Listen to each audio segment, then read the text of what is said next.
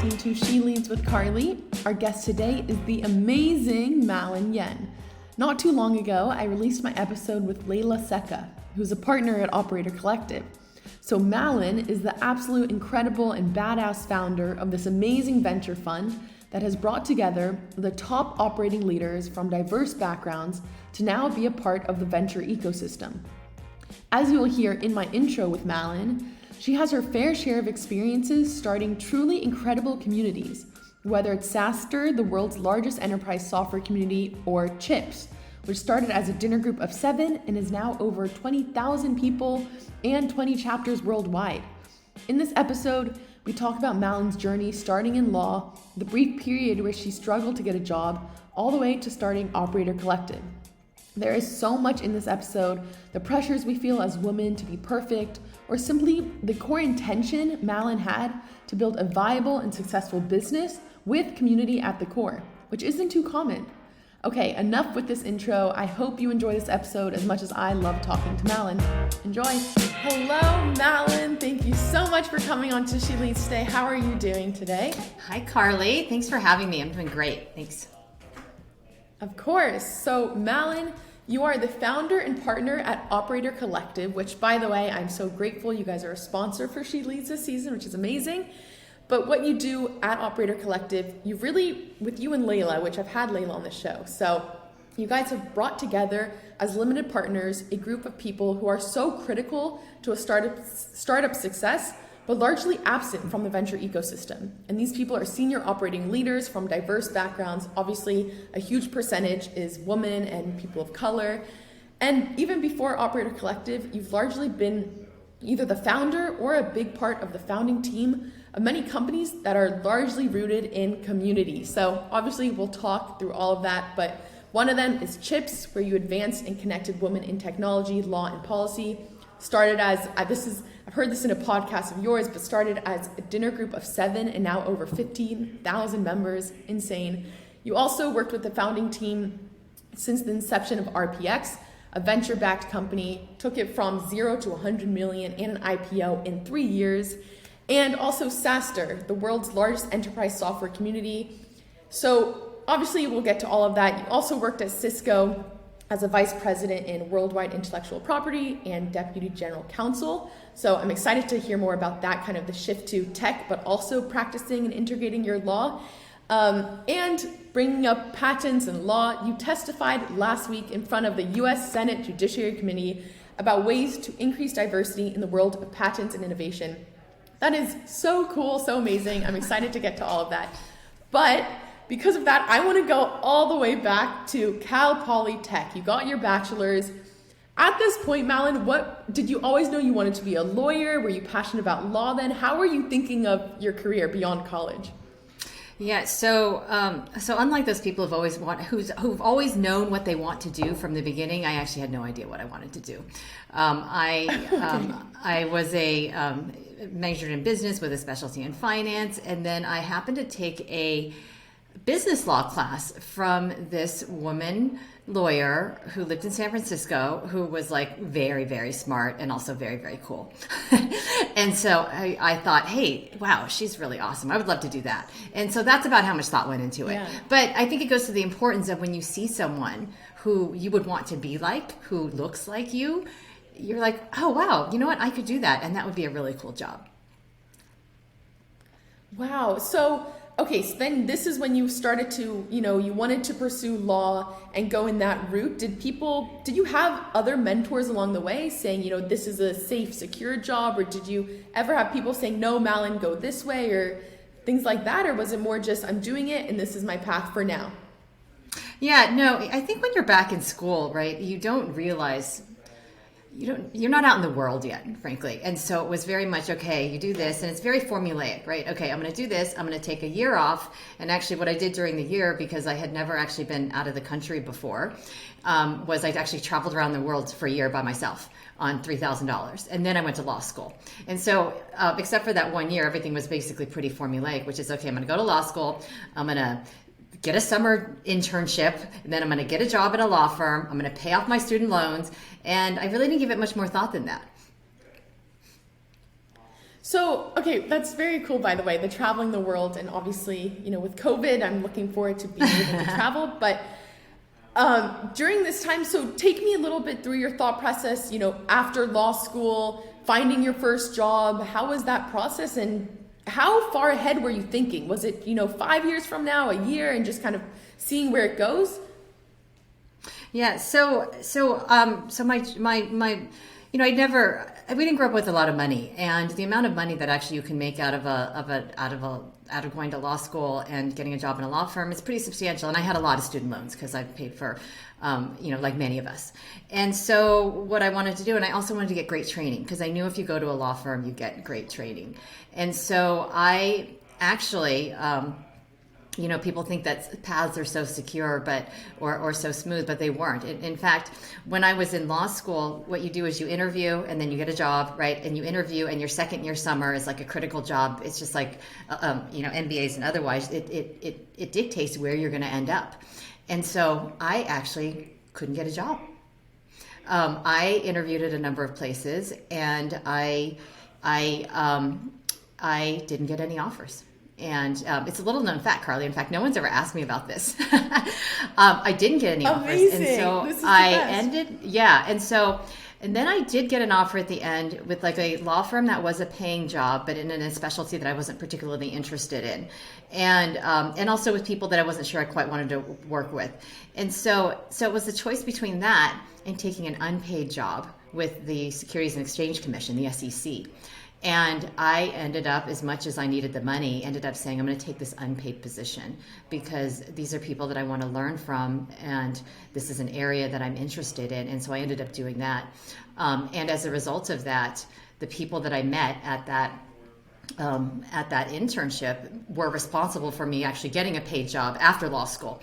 And so I've always, early on, I think even when I really needed the money, always made the decision based on who are people you want to work with, what is the subject matter you want to learn, and made my decisions that way.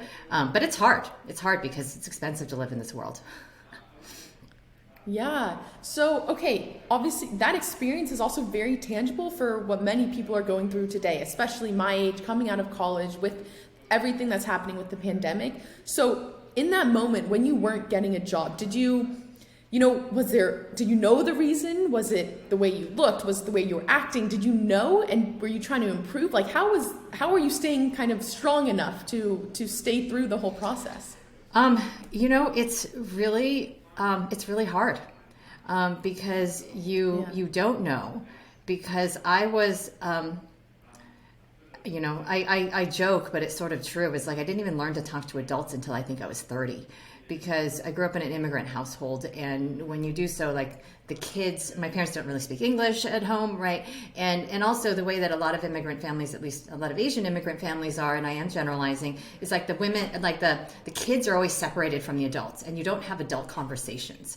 And so it took me a long time to actually be comfortable sort of having like chit chat and conversation with people, with sort of adult conversations. And also, truth be told, I'm a bit of a late bloomer because, of course, I was born here and I went to school here all my life. But it just took me a long time to really kind of become comfortable talking to, frankly, adults. And so you do a lot of self-reflection. You're like, well, why aren't I getting a job? What does everyone else have? And it's hard because you're very insecure at that point. At that point, you've never really, I hadn't really accomplished anything. And I realized what makes me stand out from anyone else? And the fact is, when I looked at it, I'm like, nothing, actually. So what made the difference is there were a few people along the way who recognize something where it was like, you know what, you do have something. You may not recognize what it is, and still to this day I kind of go back to them sometimes and be like, why did you give me that job? I really had nothing that stood out from anyone else. And the fact is that some people will see things, and if you align yourself and you work with people like that, you're going to learn so much, and they're going to believe in you. And so but it is tough. It is tough when you get rejection after rejection, and you see some of your classmates getting all the offers.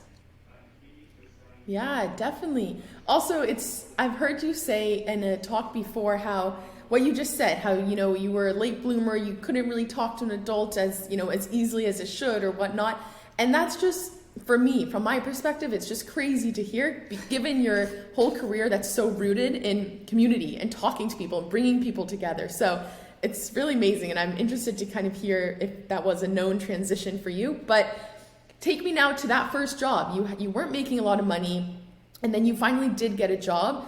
When did this start to, was tech starting to come into the picture? What was, the next step? Kind of walk me through the career trajectory. Yeah, so I was very happy being a lawyer and practicing law. I started out as a litigator, which was, you go into court and do all that kind of thing. But then I very quickly realized that, hey, I actually like helping put together deals and business deals. And so I moved over to what's called transactionals, right? Corporate law, and learned a lot about the business there. Did a lot of negotiations, did a lot of structuring of deals. And so always saw what kind of deals were being put together, and that was of great interest to me. But still, again, stayed with law because I think legal is actually a great training for all kinds of things, and really enjoyed it. Ultimately, when I was the VP of Worldwide Intellectual Property at Cisco, helped put together a company and launch a company that was a venture-backed startup that, as you said, we took from 0 to 100 million in public in 3 years. But I was such an outsider to venture, I actually didn't realize there was anything unusual about that, because of course this is just what you do. You're kind of heads down building. Intellectual property attorneys, I love them. They're my people. I still hang out with them. But we're not in the center of the venture world. We're kind of on the periphery. Yeah. And so I didn't quite entirely realize that what we were doing was unusual. And so that is how I made the transition over to business. It wasn't a grand plan that I ever had, but it was that, hey, it was a natural extension of what we were seeing in the patent world, what kind of solution was needed, and let's just go do this. And so at Cisco, you held a very senior role, VP. Was that a hard transition? Going from starting off your career, not being paid, raising up the ranks, and now you're at Cisco as a VP. Did you ever have challenges? You had to kind of put on a face to others, or you didn't feel like yourself ever? How did you deal with that? Yeah, so when I joined Cisco, I joined as senior corporate counsel. I was the second attorney in the entire intellectual property in a property group, and so there's some. I encourage people to actually go to. If you have the opportunity to actually work for a big company, it actually is amazing because you get awesome training. And so I went to lots of trainings, and early on I was fortunate to work for some really great bosses who saw that I had potential and gave me opportunity. But I did get feedback along the way, which was you need a lot of feedback that I didn't totally understand at the time, and then it took me a little while to actually figure out what it meant and how to benefit from it. And so one feedback was if you ever want to get promoted, you need to develop more executive presence. And I was like, what? Wow. What does that mean? And I was like, does that mean I need to act like an old white guy, right? Or what does it mean? And then another, that was one I was trying to figure out. And then another comment I got was, you're not political enough. And my response was good. Who wants to be political, right? And then, and so both of those, I would say you could either say, just take it and dismiss it, be like, well, I'm going to be the authentic me. So what do you mean about trying to act like someone else in executive presence? Or to say political, I don't want to be political. And the fact is I don't want to be political.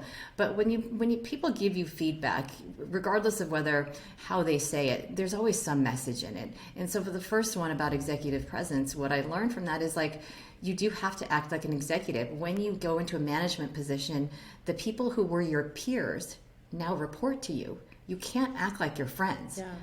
Yes, you can be friendly, you can care about people, but they're not your peers anymore, and what you say can be taken differently. And the thing about being political, which was what I took from it, was you need to be more deliberate about relationship building, which was totally good. I'm good with that, right? Which was true, because I'd always been sort of heads down, just whoever I happened to work with knew me and knew my work. but I didn't go out of my way to then build relationships with them or other people that I admired or could have worked with more. And so I do know a lot of people who are at Cisco, but frankly, I probably would know twice as many and have twice as many strong relationships with people if I'd been more deliberate about relationship building. And so when people say things like you should be more political, instead of just completely dismissing it took me a while though to figure out. It's like, okay, how do I interpret that? Because frankly, it was a valid comment. I was an intellectual property lawyer. I was heads down, like just building. That's what I do. My natural state is to like not be in the limelight or even be in front of people. I'd rather kind of fade into the woodwork. Yeah. And it's so interesting that this has come up also because I don't know if you've heard Layla's episode. We talked about it a lot, about her being promoted, her struggle to be promoted at Salesforce to SVP. And she was, asking herself, why am I not getting promoted? And then someone said to her, like, it's about being presentable and whatnot. So she changed it and she welcomed that advice, so it's interesting. It's almost this feedback. You can initially, like, your gut reaction is to push it away, but it's also like, take it, there's something that could be valuable in there. Yeah. I mean, So it's the same, cool. it's the same thing. Like when I started the fund, which is I got a lot of, and the thing is the people who are giving you feedback are like 99% of them, maybe even 100% of them are very well meaning. Right? They're trying to help you and they're putting themselves out on a limb by giving you feedback. Or it's someone that I've gone to ask them for feedback. Right? So even when I started the fund, and the fund is a $51 million fund, I'd never been a GP before. I had a tiny little track record. Like I had no business raising a fund that was $51 million with institutional investors, which are very hard to get in addition to the operators. So what I did was I got a lot of advice from people. And if I had just listened flat out to the advice, the fund wouldn't look like what it is today, which is like, how can you possibly have over 100 LPs? No one could ever manage that. You know what? You've never been a GP before. You barely have a track record. Maybe you can raise a $5 to $10 million fund with your friends and family who know you, but there's no way you're going to get institutional investors, and on and on and on and on. And so, all said with love, of course, but instead of just saying, I'm going to ignore that and I'm going to just do it anyway and show them, it's like, okay, why are they saying this? If they're saying this is what I'm working against. This is what other people are going to think too. So I'm going to find what the weakness is in that, adjust it, and turn it into a strength. For instance, I didn't have a long track record. So what did I do? I was fortunate to have two really, really amazing mentors and people that I knew who were the two top enterprise investors in the world, Magdalena Yasil and Dan Scheinman, first investor in Salesforce, first investor in Zoom, and been investing all along the way. And so I said, I know people are going to do that. And I know I know my model is strong, but I also don't think I know everything. And so it wasn't just that I asked them to join because I wanted to negate the naysayers. It was like, that's a valid point. And certainly these two people know more than I do. And together, it'll be a stronger model than if it was just me trying to do it on my own. And also the other part was, it's like, well, that's why, part of the core part of the model was getting, a large number of operator executives who had built and scaled up all these companies who had bought, sold, used, and worked in an enterprise before, enterprise software, and also worked in an enterprise. And so it made a strong model even stronger by listening to and hearing what those naysayers were saying, but also saying, you know what, it is, we can make it better. And so that's just one example of where, because sometimes I think the advice is like, oh, just don't listen to people who are saying negative things or are trying to discourage you. But the fact is I listen to them all the time, or I hear what they're saying all the time. I don't necessarily listen, but I hear them, and I think it's really important to hear them. Yeah, no, I love that. I also think you also touched on, even as a founder, I've learned from doing this show, from podcasts and whatnot, that at times you want to hire people smarter than you. You don't want to be the smartest one in the room. Absolutely. It's like, that's where the value comes. So, and I think that's sometimes challenging for people to kind of, go into that environment where you don't know enough, or this person is much more skilled in that sense. So I think that's great. So following up with Operator Collective, I think one thing, I'm excited to hear more about it, the inspiration and whatnot. And I think one thing that is so special about this fund is that you put so much intention to the community aspect. And it was almost community and then a venture fund. And I think that's often reversed, or people, it's not always the case. So tell me about this whole process, starting it, partnering with Layla, and taking it to what it is today. Yeah. So I've built, like you said, a lot of communities. The first one was CHIPS, which, like you said, started out as a dinner group and became the world's largest, organization for women in patent law and policy with, with almost 20 chapters around the world now. And then the second one was in conjunction with my startup, which was, intellectual property and patents, weren't cool back then, right? And maybe some people would still think they're still not cool, but I think they're pretty cool. But people weren't really talking about it.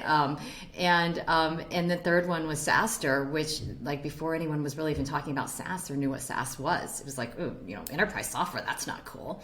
And the fourth one, of course, is Operator Collective. But what all of them were is the first one, CHIPS, was not deliberate. It literally just was like us sitting around saying there's so few of us, we should know each other, and then getting together, and then us having never planned anything, including never having even a big wedding for any of the seven of us. We're like, oh, let's have an event. Like, how hard can it be? Like, you order the food and you reserve a hotel. Like, literally, that's what the conversation was. And then we almost died because we're like, oh, there's a hotel available in DC in 3 weeks. Yeah, let's pick that date. We're all free, literally. Actually, it was 4 weeks, so we planned the whole thing in 4 weeks and had to incorporate as a nonprofit. But the thing is, so the first one wasn't deliberate, but I learned a lot from planning that community, which is like, how do you plan a community? Which is, there has to be something that's core enough and that's sort of almost niche enough when you start with to bind you together. Like, it was started not as women in tech law and policy. It was actually started as women in patent law.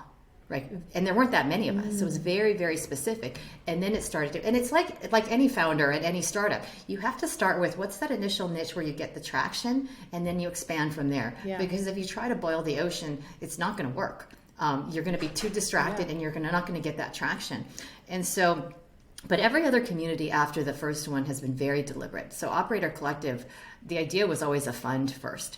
But I knew that one of the ways that that this was core to how we built this was to create a strong community, because a community with nothing concrete to tie you together is not much of a community, actually. And the fund needed to be a community because that's what, frankly, made it fun and made it even a better business model. And so it was very deliberate from the beginning. And then in terms of Layla, so Layla and I have known each other for a really long time because I, as part of SaaStr, and Layla was, I joke, but it's almost true, it was like the only senior woman in enterprise SaaS at the beginning. Okay. At the very first SaaStr, she was, I think, the only woman speaker because there were no other senior women.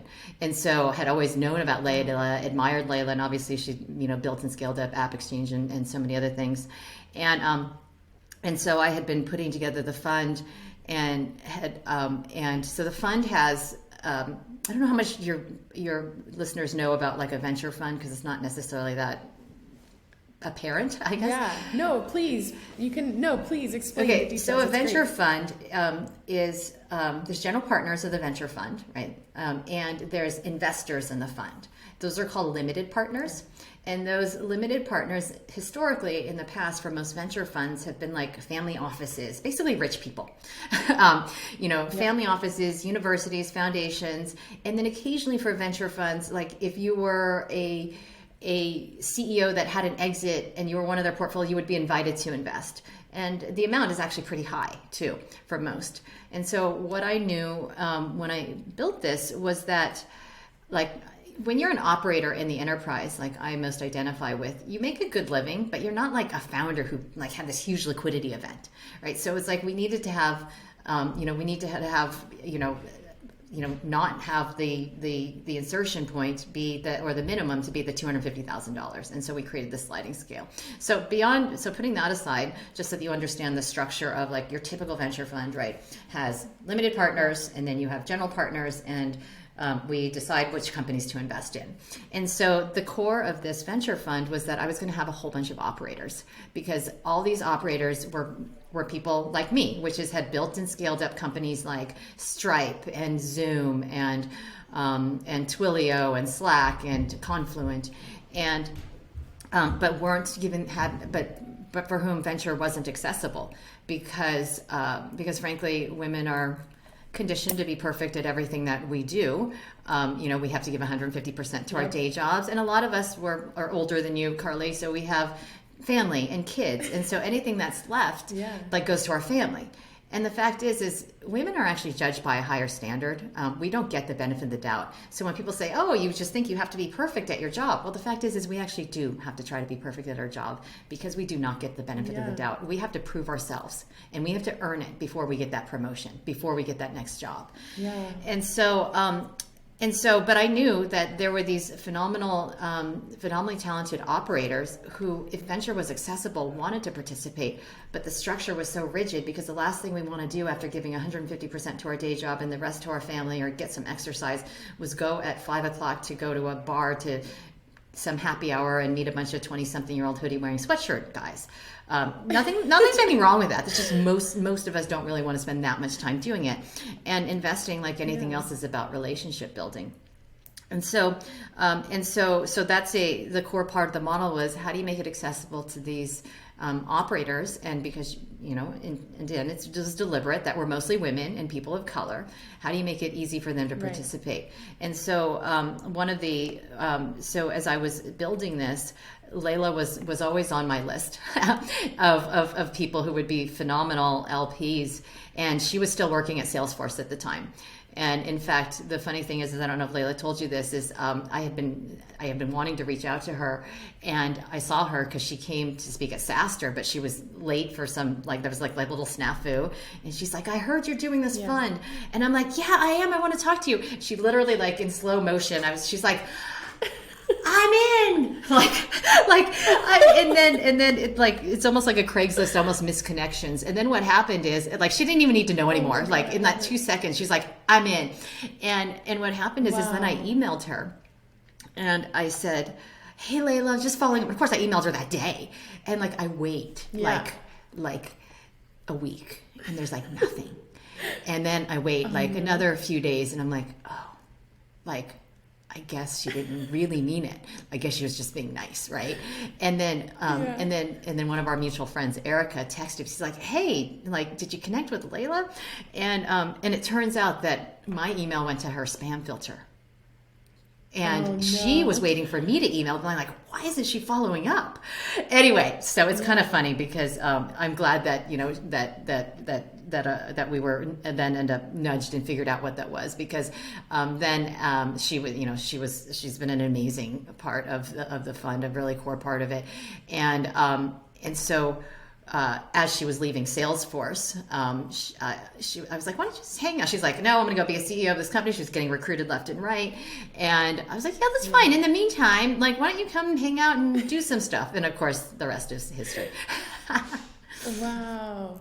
Oh my goodness, what a story. I also, I can go in so many different directions, but first, starting a venture fund, is this going into venture capital? Was this something new, crazy? Was it a seamless thing? Because obviously you're tackling, not only the operators, giving them a chance, but also the diversity aspect, which is huge.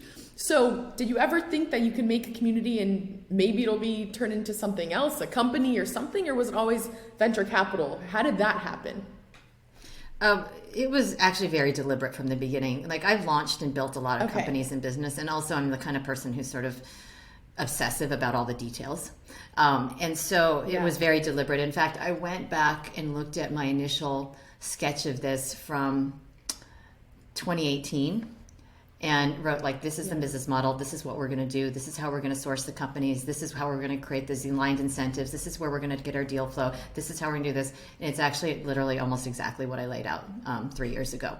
But the thing is Carly, I've spent 20 years prepping for this, right? It's like every single thing that I've done. No, I did not have a plan that, hey, I want to be a VC someday, because I actually think your typical VC job is like not very appealing and not very fun. I mean, your typical VC job, you're like in competition with your very own partners. And only by working at all these startups and having done all these things, I realized like, what are the things, and learning about venture was like, what are all the things that I don't want it to be? Because what I care about is I love helping companies, love working with founders. I love, working with my friends in this community, and I love bringing people together, and I love changing and using aligned incentives and data and things like that to fundamentally change industry behaviors in a way. And that's what I've done sort of all my life. And so it was very deliberate. And I knew that it wasn't about starting with the community and then creating a venture fund. It was this venture fund was going to be the glue that kept this community together, because otherwise it was just going to be another women's dinner group.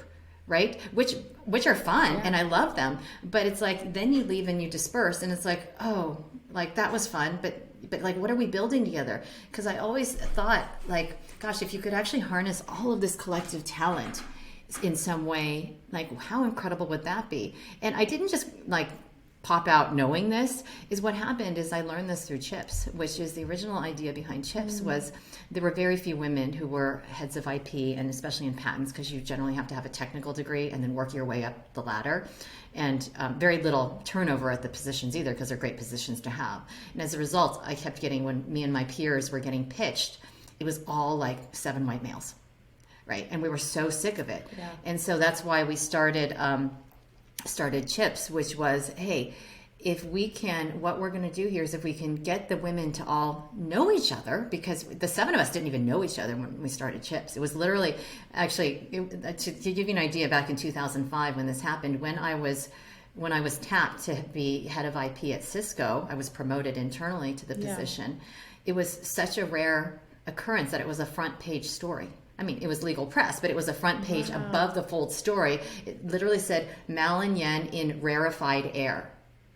Because, and then as a result of that article, and it wasn't in our consciousness back then in 2005. Now everyone's very aware of like what's how many women, how many people of color, which I think is a huge progress. Right. But back then, I actually didn't even think about it or realize it. It was just, it's like a fish is the last to discover it's in water, right? Because when you're immersed in something, you don't notice. And then sometimes one day you're like, oh my God, there's water all around me. And so it was kind of the same thing. And so these women, so it was actually when the reporter asked me, how many other women are there in these positions? I had to think, and I'm like, oh, I think there's this person and this person, and this person. And then as a result of that artical, I was like, that's so weird that we don't even know each other. And so as a result of that, we got together for dinner, and then ended up being this big nonprofit. But that was this. But the lesson I learned there too is I thought like, hey, if we could just get all these women together for CHIPS and know each other, then people will get hired, and like we won't get pitched by the same group of homogenous groups again and again. But what happened was that didn't happen. It's like we got all these women together. Everyone loved it. It was like so fun. People would like swap maternity clothes and go on vacation together and swap childcare tips. But business wasn't happening. And it was incredibly frustrating to me. And I kept asking people like, and I went out and talked to everyone like, why isn't it happening? And it resulted in an article I actually wrote, or an op-ed that I wrote for Fortune in 2018. And it was called like Why Women's Friendships Are Getting in the Way of Business. And I actually sat on it. I had actually written it earlier and sat on it for a while because I'm like, I'm not sure how well this is going to go over. But it actually ended up going over really well, which is like, thank you for calling the elephant in the room. Why are men so naturally able to turn friendship into business and go seamlessly back and forth? Whereas the women, and I'm talking about like revenue generating business, right? Why are women so hesitant to do so? And the fact is everyone's like, well, women don't ask. It wasn't as simple as women don't ask. It was when women were asking, it actually wasn't even received that well. So there's a lot of things that go from there. And so, so what I learned from that it's not just about putting a group of people together and being naturally things will happen, because the way that we're socialized, the way that we're raised, the way that we're conditioned is different. And you want to do things that are comfortable. Just like I thought it was horrible for someone to tell me, like, you should be more political, you should network more. Like, I'm like, ew, I don't want to be that kind of person. Whereas if you told maybe part of the dominant homogenous group, they're like, oh, of course, right?